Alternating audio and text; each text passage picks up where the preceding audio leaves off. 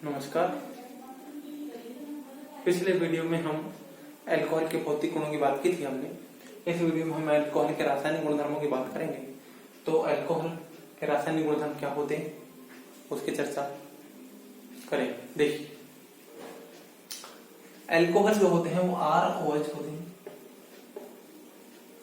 ROH यानी अब इसमें रासायनिक गुणधर्मों में वो सभी गुणधर्म आते हैं जिनमें बंध टूटते हैं और बनते हैं। यानी कि इस R और ऑक्सीजन के बीच में, ऑक्सीजन और हाइड्रोजन के बीच में जो बंध है, ये अगर टूटे और इनकी जगह नए बंध बने तो वो सभी गुणधर्म रासायनिक गुणधर्म कहलाएंगे। चलिए, तो ROH दो प्रकार के रासायनिक गुणधर्म दर्शाता है। या मैं सरल शब्दों में कहूं तो अल्कोहल दो प्रकार की रासायनिक अभिक्रियाएं दर्शाते हैं। ये दो प्रकार की रासायनिक अभिक्रियाएं कौन कौन सी हैं वो देखिए। पहली जो है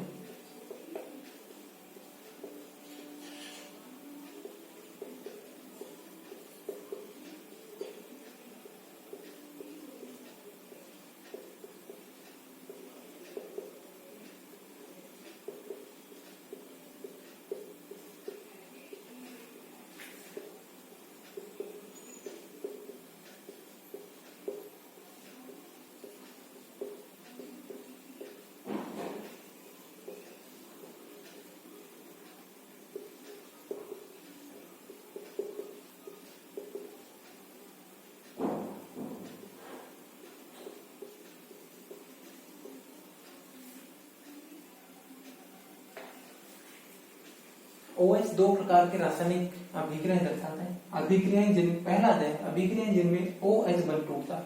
दूसरे प्रकार की अभिक्रियाएं जिनमें CO बॉन्ड टूटता है। यानी कि अगर अल्कोहल जो है वो ROH है, अगर ये वाला बॉन्ड टूटता है तो वो ये, और अगर ये वाला बॉन्ड टूटता है तो वो ये। यानी कि अल्कोहल में और ऑक्सीजन और हाइड्रोजन के बीच वाला बॉन्ड टूटता है तो वो अभिक्रिया एक तरफ का है, और जिनमें ऑक्सीजन और कार्बन के बीच बॉन्ड टूटता है वो अभिक्रिया दूसरी तरह की आती है। तो पहली तरह की जो अभिक्रियाएं हैं जिनमें ऑक्सीजन और हाइड्रोजन के बीच में बॉन्ड टूटता है, इनको कहते हैं हम अम्लीय गुण।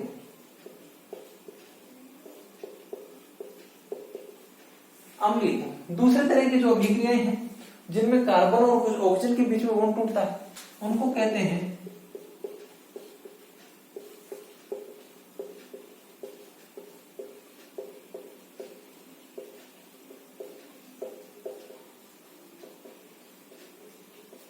नाभिक स्नेही प्रतिस्थापन अभिक्रिया। तो दो प्रकार की अभिक्रियाएं होंगी, एक तो अल्कोहलों के अम्लीय गुण और दूसरा है अल्कोहलों में नाभिक स्नेही प्रतिस्थापन अभिक्रिया। देखिए, ये अम्लीय गुण क्या है? अम्लीय गुण का मतलब क्या हो?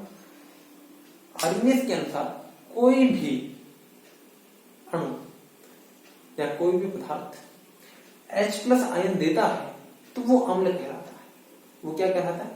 अम्ल कहलाता है। यानी कि अगर ऑक्सीजन और हाइड्रोजन के बीच में बंध टूटेगा तो ऑक्सीजन की विद्युत ऋणता का मान हाइड्रोजन की विद्युत ऋणता से ज्यादा है। ज्यादा होने की वजह से ये इलेक्ट्रॉन जो है वो ऑक्सीजन रख लेगा और हाइड्रोजन H+ के रूप में निकलेगा, और H+ के रूप में निकलते ही ऑर्गेनिक्स के अनुसार जो H+ देते हैं वो अम्ल कहलाते हैं। यानी कुल मिलाकर इसमें से H+ निकल गया तो H+ निकलने वाले जो यौगिक जो है वो क्या कहलाएंगे? अम्ल कहलाएंगे। तो अल्कोहल जो है वो आर्गेनिक्स के अनुसार अगर ये बॉन्ड टूटता है तो आर्गेनिक्स के अनुसार अल्कोहल क्या हो गया? अम्ल हो गया। और ये बॉन्ड टूटने की वजह से इसका अम्ल का गुण दिख रहा है, इसलिए ये बॉन्ड टूटने की अभिक्रियाएं वो अम्लीय गुण को दर्शाएंगी। वो सभी अभिक्रियाएं क्या कहलाएंगी? कि अम्लीय गुण को दर्शाने वाली अभिक्रियाएं। चलिए, अब हम इनकी एक एक करके सबकी बात करते हैं। और इन अभिक्रियाओं में क्या होता है कि C और OH इनमें ये बॉन्ड टूटता है। ये बॉन्ड टूट गया तो ये पूरा OH अणु जो है, सॉरी OH समूह जो है वो OH समूह अणु से अलग हो जाएगा। अलग हो जाएगा तो इसकी जगह कोई दूसरा समूह आके जुड़ेगा। तो दूसरा समूह ने इस समूह का क्या कर दिया? प्रतिस्थापन कर दिया। अब चूंकि ये OH जो है उसमें ऑक्सीजन की विद्युत ऋणता कार्बन से ज्यादा होती है तो ऑक्सीजन इलेक्ट्रॉन लेके जाएगा। अब ये ऑक्सीजन इलेक्ट्रॉन लेके जाएगा तो जो इलेक्ट्रॉन लेकर जाते हैं जिनके पास इलेक्ट्रॉनों की अधिकता होती है वो नाभिक स्नेही कहलाते हैं। तो इसकी जगह जो आएगा वो भी इलेक्ट्रॉन ज्यादा वाला समूह ही आएगा, क्योंकि इस पे तो पॉजिटिव चार्ज आ जाएगा, तो इसमें कोई नेगेटिव चार्ज वाला आइटम ही जुड़ सकता है या नेगेटिव चार्ज वाला ग्रुप ही जुड़ सकता है। तो कोई भी दूसरा नेगेटिव चार्ज वाला ग्रुप आकर इस पे जुड़ेगा और OH अगर निकल जाएगा तो किसी नाभिक स्नेही के द्वारा इसका क्या हो गया, प्रतिस्थापन हो गया। इसलिए इस अभिक्रिया को हम कहते हैं नाभिक स्नेही प्रतिस्थापन अभिक्रिया। तो चलिए हम एक एक करके दोनों की बात करेंगे। पहले हम अल्कोहल के अम्लीय गुणों की बात करेंगे। चलिए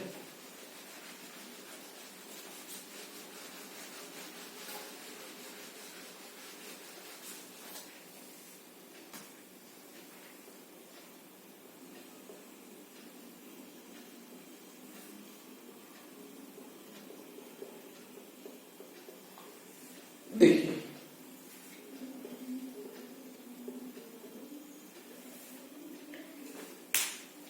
हम पहले ही बता चुके हैं कि ROH में ऑक्सीजन की विद्युत ऋणता हाइड्रोजन से क्या होती है, ज्यादा होती है। और इधर ये कार्बन जुड़ा हुआ है तो कार्बन से भी ज्यादा होती है।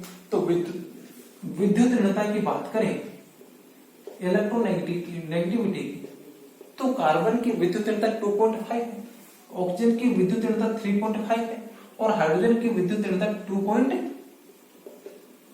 है।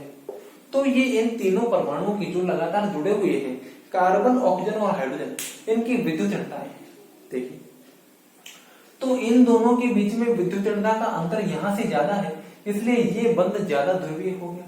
अब ये बंध ध्रुवीय हो गया तो इस बॉन्ड के इलेक्ट्रॉन ये ऑक्सीजन अपनी ओर खींचता है और अपनी ओर खींचते खींचते एक टाइम ऐसा आता है कि ये इस हाइड्रोजन के दोनों इलेक्ट्रॉन यानी इस बंध के दोनों इलेक्ट्रॉन खींच लेता है और हाइड्रोजन को H+ के रूप में रवाना कर देता है।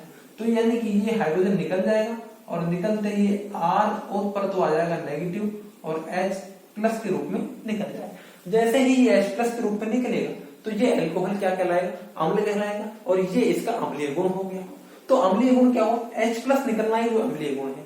अब देखिए किसी भी यौगिक से जितना जल्दी H+ निकलेगा उसकी अम्लता उतनी ही क्या होगी, ज्यादा होगी। और किसी से H+ जितनी कठिनाई से निकलेगा उसकी अम्लता उतनी ही क्या हो जाएगी, कम हो जाएगी। अब हम देखिए कुछ उदाहरणों के साथ इसकी बात करेंगे। देखिए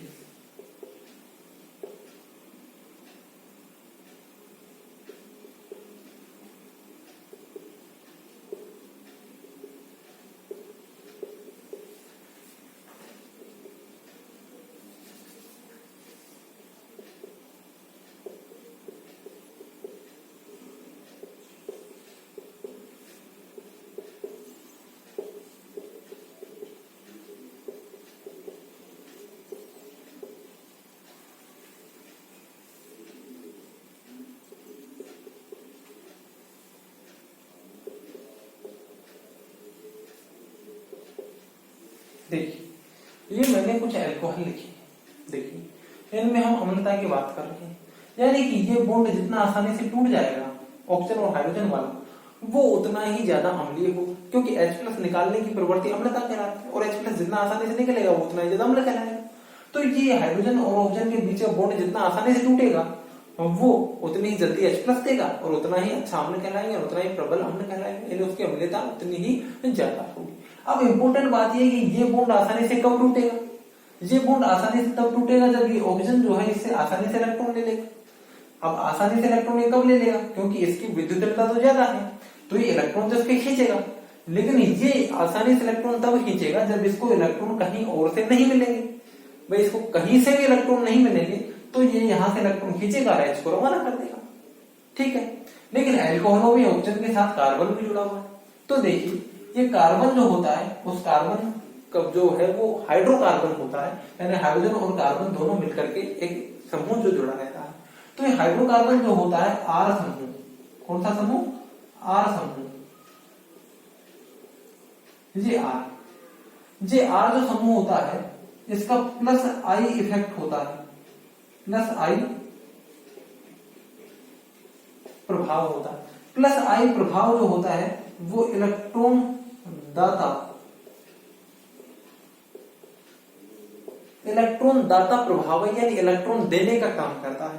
तो एल्किल जो समूह होता है R समूह, ये हाइड्रोकार्बन भाग जो होता है ये इलेक्ट्रॉन देने का काम करता है।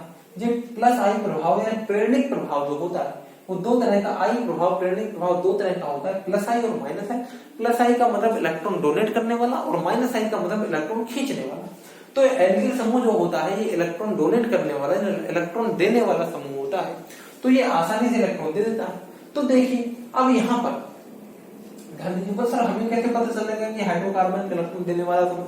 जी आपने फर्स्ट ईयर में जब पढ़ा होगा तो रिएक्शन मैकेनिज्म में फर्स्ट ईयर में कि फैक्टर जो है आपने फर्स्ट ईयर में ये बॉन्ड क्लीवेज और बॉन्ड क्लीवेज से पहले एक चैप्टर आता है रिएक्शन मैकेनिज्म में, पहला चैप्टर आता है इलेक्ट्रॉनिक डिस्प्लेसमेंट। पहला जो है उसमें पॉइंट आता है इलेक्ट्रॉनिक डिस्प्लेसमेंट। तो इलेक्ट्रॉनिक डिस्प्लेसमेंट में 4 तरह के फैक्टर काम करते हैं। पहला है प्रेरणिक प्रभाव, दूसरा है हाइपर कॉन्जुगेशन, तीसरा है रेजोनेंस या अनुनाद, और चौथा है इलेक्ट्रोमैग्नेटिक इफेक्ट। तो पहला प्रभाव है प्रेरणिक प्रभाव, और प्रेरणिक प्रभाव में वहां हमको जो लिस्ट बनवाई हुई होती है कौन से जो समूह जो होते हैं वो प्लस आई प्रभाव दर्शाते हैं, कौन से माइनस आई प्रभाव दर्शाते हैं, क्योंकि वो लिस्ट से मुझे पता है कि आर समूह जो होता है वो प्लस आई प्रभाव दर्शाता है, इसलिए आपने फर्स्ट ईयर में पढ़ चुके हो। तो प्लस आई प्रभाव दर्शाता है आर ग्रुप, ठीक है। तो ये आर ग्रुप जो है ये CH3 हुआ, ये सब हुआ, ये हाइड्रोकार्बन भाग जो आर ग्रुप है। अब ये प्लस आई प्रभाव दर्शाता है, तो एक कार्बन इसमें जुड़ा हुआ है, ये इसको इलेक्ट्रॉन डोनेट करेगा। यहां पर 2 जुड़े हुए हैं तो 2 इलेक्ट्रॉन डोनेट करेंगे, 2 इलेक्ट्रॉन का मतलब इसके 10 डबल करेंगे। यहां पर इसको जो है तो ये 3 कार्बन जुड़ गए कुल मिला के, तो ये इलेक्ट्रॉन और ज्यादा डोनेट करेंगे, और यहां पर ये सभी इसको इलेक्ट्रॉन डोनेट करेंगे तो ये और भी ज्यादा इलेक्ट्रॉन डोनेट कर देगा। अब देखिए मैं वापस से पॉइंट पर आता हूं कि ये हाइड्रोजन और ऑक्सीजन के बीच का बॉन्ड जो है आसानी से तब टूटेगा जब ये इससे इलेक्ट्रॉन ले ले और इसको हाइड्रोजन को क्या कर दे, रवाना कर दे। ये इससे इलेक्ट्रॉन आसानी से तब लेगा जब इसे कहीं और से इलेक्ट्रॉन नहीं मिलेंगे। इससे कहीं और से इलेक्ट्रॉन नहीं मिलेंगे तो ये इसके इलेक्ट्रॉन लेगा, इसको H+ के रूप में निकाल देगा, इसकी अम्लता ज्यादा हो जाएगी। लेकिन अल्कोहल में यहाँ हाइड्रोकार्बन जुड़ा हुआ है, ये इसको इलेक्ट्रॉन देता है, ये इसको इलेक्ट्रॉन देता है, तो इधर से इलेक्ट्रॉन मिलने के कारण इससे इलेक्ट्रॉन खींचना थोड़ा सा कठिन हो जाता है और ये उतनी आसानी से नहीं निकल पाता है। और जैसे जैसे हम कार्बन की संख्या बढ़ाते जाते हैं तो इधर से इलेक्ट्रॉन मिलने की संभावना बढ़ जाती है, जिसकी वजह से ये आसानी से यहाँ से इलेक्ट्रॉन नहीं खींच पाता है और ये हाइड्रोजन बड़ी कठिनाई से निकलता है। और यहाँ पर और ज्यादा इलेक्ट्रॉन इधर से मिल रहे हैं तो इधर से इलेक्ट्रॉन नहीं खींच पाएगा और यहाँ पर ये हाइड्रोजन और अधिक कठिनाई से निकलेगा, और यहाँ पर इधर से बहुत ज्यादा इलेक्ट्रॉन मिलने से ये हाइड्रोजन बड़ी मुश्किल से निकल पाता है और अधिक कठिनाई से निकल पाता है। तो जैसे जैसे यहाँ एल्किल समूह जो है इसका प्लस आई प्रभाव बढ़ता जा रहा है, देने की प्रवृत्ति अगर बढ़ती जा रही है तो ये देने की प्रवृत्ति की वजह से ऑक्सीजन पर इलेक्ट्रॉन घनत्व तो बढ़ जाता है और बढ़ने की वजह से ये हाइड्रोजन से इलेक्ट्रॉन नहीं खींच पाता, अर्थात हाइड्रोजन को H+ के रूप में आसानी से नहीं निकाल पाता है, इसलिए इसकी अम्लता जो है वो कम हो जाती है। तो सरल शब्दों में हम ये कह सकते हैं कि अल्कोहल में ऑक्सीजन पर प्लस आई प्रभाव बढ़ने के कारण, यानी एल्किल समूह का जैसे जैसे प्लस आई प्रभाव बढ़ता जाएगा वैसे वैसे अल्कोहल की अम्लता कम होती चली जाएगी। तो इसकी अम्लता इससे ज्यादा होती है, इसकी अम्लता इससे ज्यादा होती है, इसकी अम्लता जो है इससे ज्यादा होती है। तो हम ये कह सकते हैं कि 1 डिग्री की एसिडिटी यानी अम्लता 2 डिग्री से ज्यादा होती है और 2 डिग्री की 3 डिग्री से ज्यादा होती है। यानी अल्कोहलों की अम्लता का ये क्रम हो गया। उसका क्या कारण है वो मैंने आपको बता दिया है कि जैसे जैसे प्लस आई प्रभाव बढ़ता जाता है वैसे वैसे ऑक्सीजन की हाइड्रोजन से इलेक्ट्रॉन खींचने की प्रवृत्ति कम हो जाती है और उसे H+ के रूप में निकालना कठिन हो जाता है, जिसके कारण उसकी अम्लता कम हो जाती है। तो ये वजह है और इस वजह से ये इसकी अम्लता का क्रम, अल्कोहलों की अम्लता का क्रम 1 डिग्री, फिर 2 डिग्री और फिर 3 डिग्री होता है। चलिए, तो ये तो हुई अल्कोहल के अम्लीय गुण की बात।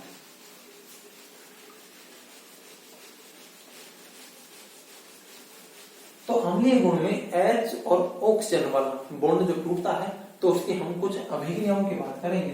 तो पहली अभिक्रिया है वो है सोडियम के साथ।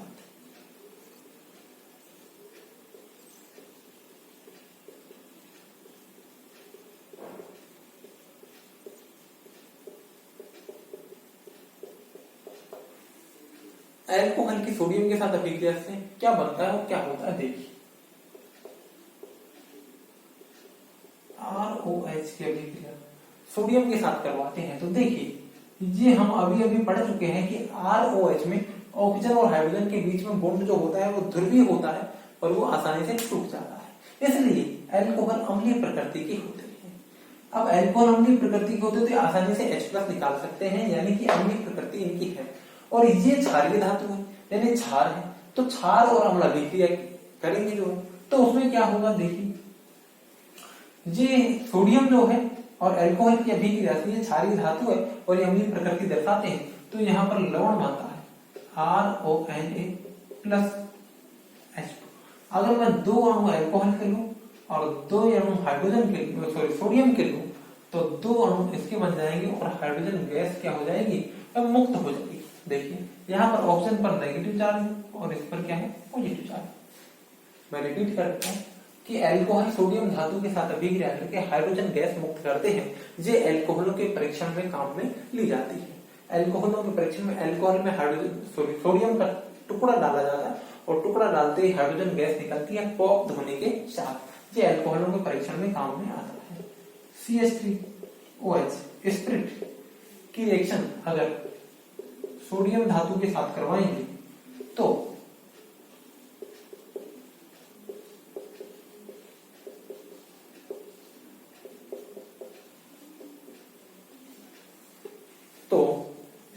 ये बनेगा और ये हाइड्रोजन गैस मुक्त होगी। ये देखिए ये एल्कोक्साइड है और ये सोडियम, तो इसको बोलते हैं सोडियम एल्कोक्साइड में ये मेथिल ग्रुप है तो मेथोक्साइड। क्या बन गया, सोडियम मेथोक्साइड। तो सोडियम और एल्कोक्साइड, सोडियम एल्कोक्साइड बनते हैं। अल्कोहल की सोडियम के साथ अभिक्रिया से सोडियम एल्कोक्साइड बनते हैं। अल्कोहल जो होते हैं ये है सोडियम हाइड्राइड। सोडियम हाइड्राइड के साथ अभिक्रिया करके भी हाइड्रोजन गैस मुक्त करते हैं और वही सोडियम एल्कोक्साइड बनता है। ये H और ये H H2 गैस के रूप में निकल जाते हैं और RONA बन जाता है, सोडियम एल्कोक्साइड बन जाता है। एल्कोहल जो होते हैं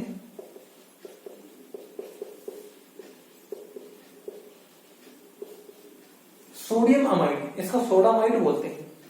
क्या बोलते हैं इसको, सोडामाइड। NaNH2।